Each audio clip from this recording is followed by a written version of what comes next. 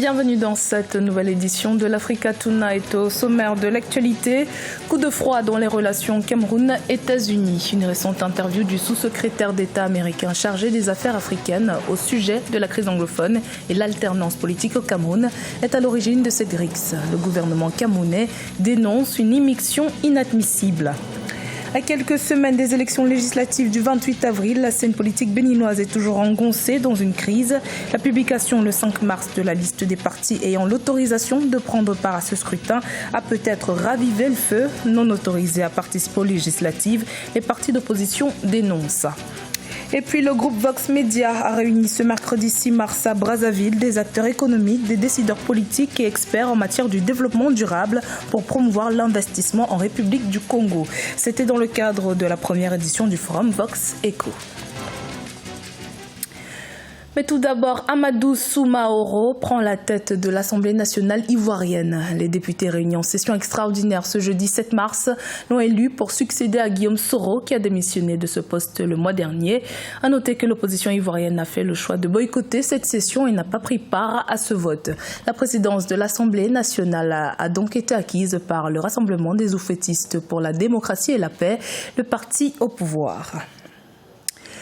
Tension diplomatique entre le Cameroun et les États-Unis. Le gouvernement camerounais dénonce une immixtion inadmissible après des propos du sous-secrétaire d'État américain chargé des affaires africaines sur la situation sociopolitique du pays. Dans une interview accordée à un média français, Tibor Nagui a regretté la gestion par l'État camerounais de l'affaire de l'opposant Maurice Kamto et la crise anglophone. Les détails avec Viviane Baoken.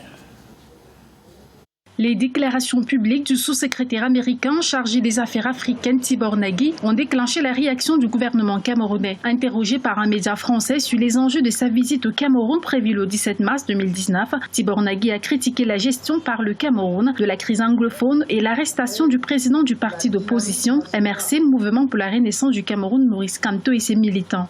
Tous ces gens qui nous regardent, nous constatent que notre pays est en train de s'enfoncer.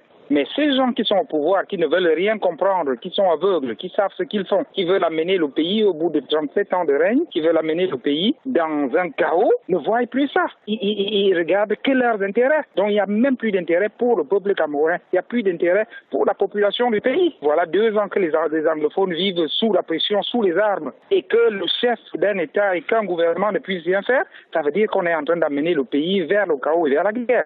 René Sadi, le porte-parole du gouvernement qui a immédiatement réagi à cette prise d'opposition du sous-secrétaire d'État américain, a indiqué que les propos de Tibor Nagui trahissent une grave velléité d'émixtion à peine voilée et inadmissible dans les affaires intérieures du Cameroun. Le Cameroun est un État de droit dont les lois et les règlements constituent le cadre où tous les partis politiques, y compris le MRC, mènent leur activité, mais ce, dans le respect de la légalité. Cette brouille entre les deux États n'est pas une première. En 2018, le gouvernement camerounais avait condamné les déclarations de l'ambassadeur américain au Cameroun, Peter Henry Ballerin, qui, au sorti d'une audience avec le président de la République, Paul Biya, lui avait conseillé de ne pas se représenter à l'élection présidentielle d'octobre 2018. La classe politique béninoise tente de trouver une solution à la crise préélectorale à l'approche des législatives du 28 avril. Mercredi 6 mars, le président Patrice Talon a initié une rencontre d'échange avec toute la classe politique béninoise, rencontre à laquelle l'opposition n'a pas pris part. Pour cause, les principaux partis de l'opposition ont été écartés de ce rendez-vous électoral. Les précisions dans ce reportage de notre correspondant Leftiono. Recherche d'une porte de sortie à la crise préélectorale qui secoue le Bénin. Le président Patrice Talon a tenu une rencontre avec la classe politique mercredi 6 mars 2019. Ceci au lendemain de la proclamation des listes de partis en lice pour les législatives du 28 avril 2019 par la Commission électorale nationale autonome. La séance s'est déroulée sans l'opposition qui a évoqué l'absence de précision sur l'objet de la rencontre et des garanties pour sa transparence. L'opposition a toujours appelé à un dialogue entre toute la classe politique. Après avoir raté l'occasion que nous lui donnions, il y a une semaine, le président de la République vient d'en faire l'aveu de la nécessité. Dommage que de temps perdu. L'opposition politique est exclue des prochaines élections législatives. Ceci pour non-obtention des quitus fiscaux et du certificat de conformité exigé par la Cour constitutionnelle le 1er février 2019. Une pièce non inscrite dans le code électoral. La demande formulée par le président de la République est remise entre les mains de l'Assemblée nationale doit donc être subordonné au consensus qui devient une question préjudicielle.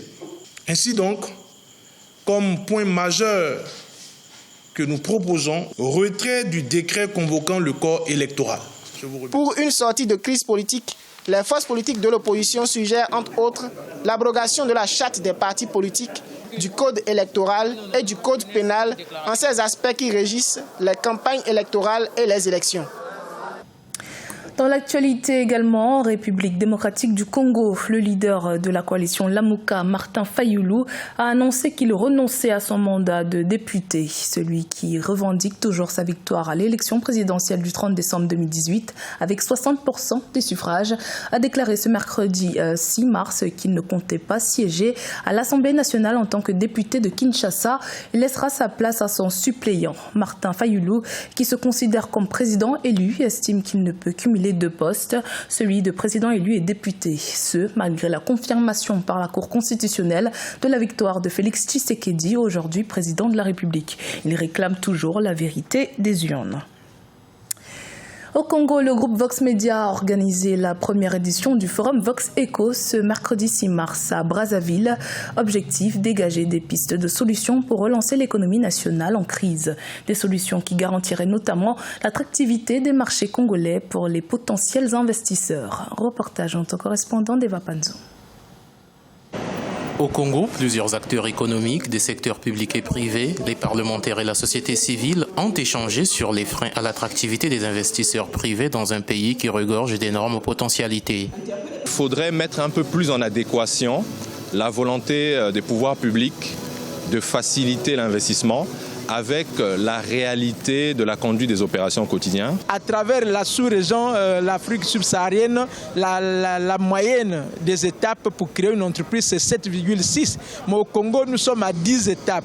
Et cela pose un vrai problème pour les entrepreneurs qui veulent investir parce que ça leur perd. Et le temps, ça leur fait perdre également énormément d'argent. En organisant la première édition du forum Vox Eco ce mercredi 6 mars 2019, le groupe Vox Media a apporté sa contribution au débat sur la diversification de l'économie. Les différents panels ont permis d'extraire le débat du plateau restreint de Vox TV afin de le soumettre à la réflexion du plus grand nombre. Le premier sujet de la diversification de l'économie, c'est l'attractivité en termes d'investissement du pays, c'est-à-dire que c'est l'environnement des affaires au Congo. Et donc voilà pourquoi nous avons voulu aujourd'hui tenir ce forum sur cette question d'attractivité des investissements, parce que nous pensons que c'est le nœud gordien de ce problème.